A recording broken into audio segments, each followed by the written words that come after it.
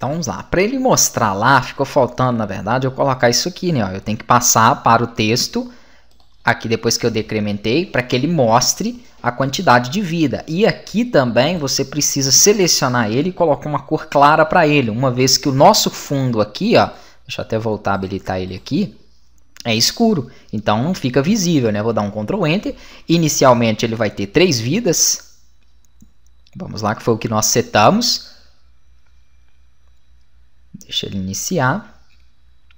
E toda vez que existir uma colisão, né, a variável vida decrementa 1, recebe menos 1. E esse valor da variável vida é passado para essa caixa de texto, onde então nós vamos conseguir verificar ali, né, que ele vai diminuindo uma vida a cada vez. Ó, vamos ver.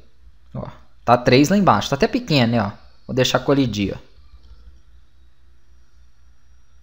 Ó. Opa, acabei clicando fora aqui. Parece que ele travou. Já voltou aí. Olha lá, o 2, 1, 0. Perfeito. Quando você chegar a 0 e perder a última, aí eu poderia fazer com que ele...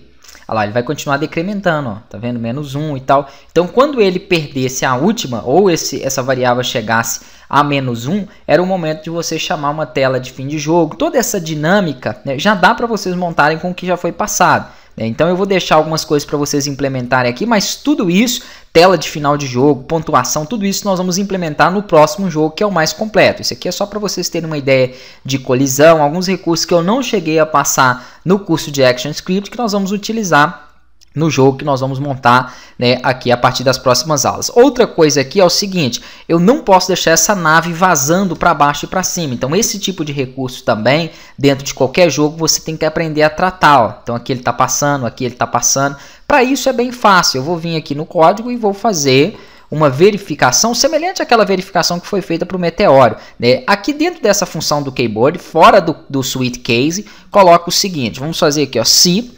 nave.y for maior do que nave.y for menor, né, menor do que 0 na parte de cima, então se ela tentar ser menor do que 0, simplesmente pegue a posição dessa nave no eixo y e deixa 0, pronto, ela não sai dali, ó, perfeito. A lógica é muito simples, é só vocês terem cuidado aí, né, programar com calma, analisar as condições. Olha lá, estou apertando para cima, ó. Continua apertando para cima, ela não vai passar. Testem aí no de vocês, ó. Ela não vai passar dali, né? Então acontece que ela sempre vai ficar nessa posição. E aqui, ó, vamos fazer a mesma coisa então para a parte de baixo. Então, se a nave na posição Y ela for maior do que a largura do meu stage, né? Stage 8, a largura na altura do meu stage, ele vai simplesmente ficar com a posição da nave Y na largura do stage, pronto, na altura do stage, né, na altura do palco de trabalho, pronto. Ctrl Enter. Isso aqui pode não funcionar tão bem de início, porque ela pode passar do tamanho. Aqui em cima, beleza. Ó. Aqui em cima é menor que 0. Ah, ainda nem chegou, né? Ainda ficou um pedacinho a menos. Então vamos ter que corrigir o eixo dela. Poderia subir um pouquinho mais. Aqui embaixo, ó, vamos verificar, ele está passando todo. Então vamos fazer o seguinte. Na verdade, é porque aqui ele está certo, o problema é que ele está com um pouco maior, né? Geralmente ele abre nesse tamanho aqui, ó. Vamos ver novamente. Ali é porque como eu aumentei, é isso mesmo. Então ele chega até lá certinho, ok. Aqui embaixo é que ele vai passar, ó. Por que ele vai passar? Aquele problema que eu falei, não é bem um problema, né? Mas é uma configuração. Então aqui, ó, vamos fazer o seguinte, eu tenho que tirar, né? Primeiro eu tenho que olhar lá, o tamanho dele, a altura dele é de 66,95, vamos arredondar para 67. E aqui eu falo o seguinte, ó.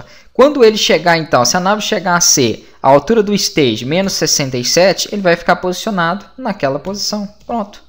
Perfeito. Então, ele não vai passar daquele valor ali. Ó. Com isso, eu tenho aqui, né, a dinâmica funcionando. Ó. Ele não passa nem de cima e nem aqui de baixo. Ó. Perfeito. Ó.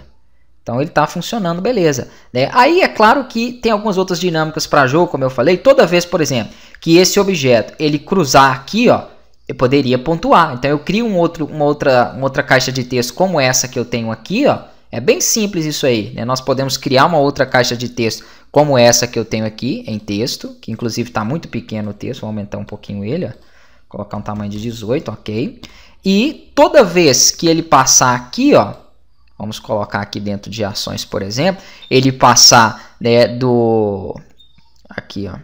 stage, ó, meteoro.x stage width. É porque então ele pontuou. Cada meteoro que passar dali seria um ponto para ele. É um exemplo, né, para a gente colocar uma dinâmica de pontuação aqui dentro desse jogo. Mas é só para mostrar, essas primeiras aulas eram só para mostrar isso mesmo, como movimentar objetos, como fazer posição aí relacionada ao palco, como fazer colisão, né? Bem simples aí. Podem criar algumas outras adaptações depois nesse primeiro jogo aqui. E agora nós vamos montar a partir da próxima aula um jogo completo, que vai ser o jogo da nave, onde vai ter o ataque inimigo, o seu ataque, né? A nossa nave vai atirar, nós vamos pontuar a partir de cada objeto que nós destruímos, né? Vai ter uma movimentação legal do cenário, tudo isso. Então, assim, uma dinâmica muito maior que essa.